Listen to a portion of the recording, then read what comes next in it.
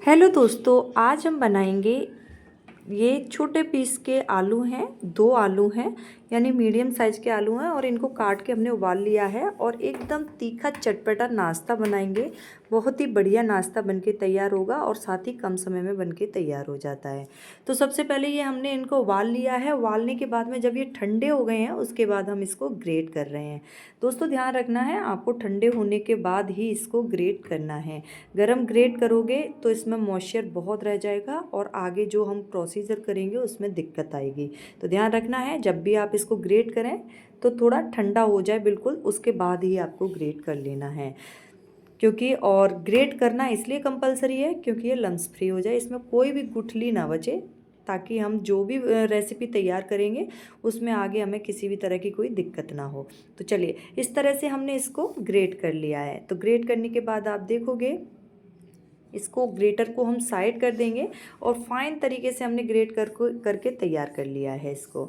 अब चलते हैं, कुछ चीज़ें इसमें ऐड करेंगे।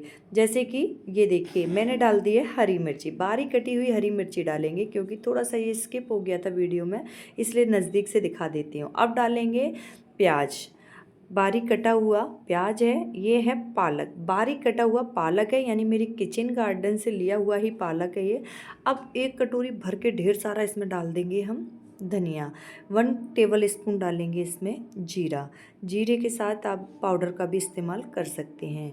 1 टेबल स्पून डालेंगे इसमें धनिया पाउडर। हाफ टेबल स्पून डालेंगे रेड चिली पाउडर।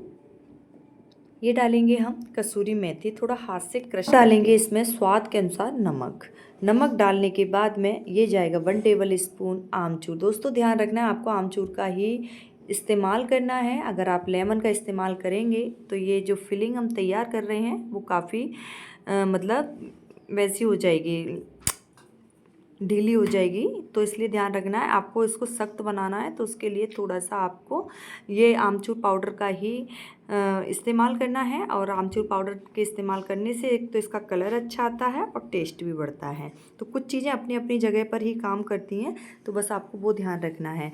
दोस्तों अब ले लेते हैं हम इसी बाउल में, ये देखिए ये लिया है मैंने मैदा। जितनी मैदा है उतना ही हम आटा ले रहे हैं, ठीक है। ये देखिए ये आटा, आप अगर ज़्यादा हेल्दी खाना पसंद करते हैं तो आप बिल्कुल आटे का ही इस्तेमाल कर सकते हैं, आप इसमें मैदा ऐड नहीं कर सकते। तो आपके ऊपर वो डिपेंड करता है, मैं दोनों का इस्तेमाल कर रही हूँ। तो ये देखिए, पहले मैं अजवाइन ले रही थी लेकिन मुझे ध्यान आया नहीं, मैं जीरा डालूँगी इसमें। आप चाहो तो जीरे अजवाइन दोनों का भी इस्तेमाल कर सकते हो। तो मैंने जीरा डाला है और थोड़ी सी डाली है कसूरी मेथी। इतना बढ़िया नाश्ता बनेगा, ये झटपट से बनके तैयार होने वाला नाश्ता है, तो ज़रूर से बनाइएगा दोस्तों। अब डाल दिया इसमें कसूरी मेथी, नमक स्वाद अनुसार। ये 2.5 टेबल स्पून डाल दिए मैंने देसी घी, और इस तरह से मैं हाथों से इसको मसल लूँगी क्योंकि ये जो बाइंडिंग के लिए हमने इसमें डाला है ना घी, तो वो ध्यान रखना है। थोड़ा सा पहले इसको हमें एक तरह से मिक्स कर लेना है, उसके बाद थोड़ा थोड़ा पानी डालते हुए हमें इसको एक डो फॉर्म में लेके आना है, कुछ इस तरह से। चलिए अब इसके साथ आप देखोगे मिक्स कर लेंगे। अब पानी ले लेते हैं और बिल्कुल सख्त एक आटा लगा के हमें इसका तैयार करना है। ये देखिए बिल्कुल सख्त आटा नहीं लगाना है, एक बिल्कुल लचीला आटा लगा के तैयार करना है। अब इसको हम साइड कर देंगे और साइड करने के बाद कुछ देर के लिए हम रेस्ट कर देते हैं। जैसे ही रेस्ट से फ्री हो जाता है तो अब हम इसको चेक करते हैं। देखिए और भी ज़्यादा ये आटा काफ़ी स्मूथ हो गया है। तो ये देखिए, इसको मैं इस तरह से मिक्स कर लेती हूँ। मिक्स करने के बाद में और हाथों से चिकना कर लेंगे। अब इसका छोटी छोटी लोइयाँ तोड़ेंगे। अगर घर में कोई भी मेहमान आए तो आप इसको बना सकते हैं। अगर आपको बच्चों के लंच बॉक्स में देना है, बहुत ही बढ़िया आसान सी रेसिपी है, सबको पसंद आने वाली है। हस्बैंड का लंच बॉक्स हो या फिर बच्चों का टिफ़िन, आप किसी में भी इसको बहुत आसानी से दे सकते हैं। बच्चे पूरा लंच बॉक्स, हस्बैंड सब एकदम फिनिश करके आएंगे। तो मतलब ये इतना टेस्टी बनता है और साथ ही हेल्दी है। हेल्दी के साथ आपने देखा ही है, अगर आपको बेहद ज़्यादा हेल्दी पसंद है तो आप खाली आटे का भी यूज करके इसको पूरी रेसिपी को तैयार कर सकती हो। तो मैंने फिलिंग तैयार कर दी है और फिलिंग तैयार करने के बाद इस तरह से मैं टक कर रही हूँ। तो टक करने से पहले आप देख लीजिएगा दोस्तों, जो इसमें एक्स्ट्रा पार्ट जा रहा है ना, उसको हम हटा के निकाल देंगे और जो भी दब रहा है और इस तरह से प्रेस कर देंगे।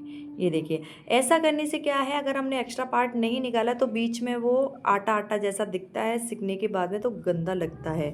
तो अगर आप इस तरह से इसको टक करोगे तो आपकी एकदम ये जो नाश्ता है ना बढ़िया तरीके से बन के तैयार हो जाएगा। दोस्तों वैसे सब अपने अपने तरीके से बनाते हैं, लेकिन मैंने अपना तरीका आपके साथ इसलिए शेयर किया है कि मैं इस तरह से बना रही हूँ। और मैं तो इसको नाश्ते के रूप में कचौड़ी पकौड़ी कुछ भी समझ लो, पकौड़ी तो नहीं कह सकते, कचौड़ी ही कहेंगे। तो मैं तो इसको कचौड़ी कहूँगी, आप क्या कहोगे वो मेरे को एक बार कमेंट में ज़रूर बताना। इसी तरह से हम दूसरे वाली इसको पार्ट को भी तैयार कर लेंगे। मतलब ध्यान रखना है, जो एक्स्ट्रा पार्ट जा रहा है उसको हर बार आपको प्रेस करना है। और आप चाहो तो बेलन से भी बना सकते हो, अगर आपको बेलन से नहीं बना पा रहे हो तो आप हाथों से प्रेस करते हुए और इस तरह से, देखिए मैं आपको बताऊंगी, इस तरह से आप दबा के भी पतला कर सकते हो। और ये सारा प्रोसीजर तभी होगा तब आपका जो आटा है ना बहुत ढीला लगा होगा। अगर आपका आटा थोड़ा सा भी टाइट होगा तो ये रेसिपी बिल्कुल भी आपसे नहीं बन पाएगी।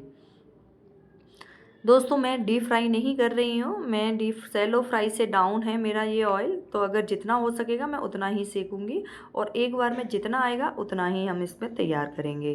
फ्लेम को बिल्कुल स्लो कर देना है, 1 बाय 1 करके हम देखिए एकदम गोल्डन ब्राउन होने तक इसको सेक लेंगे।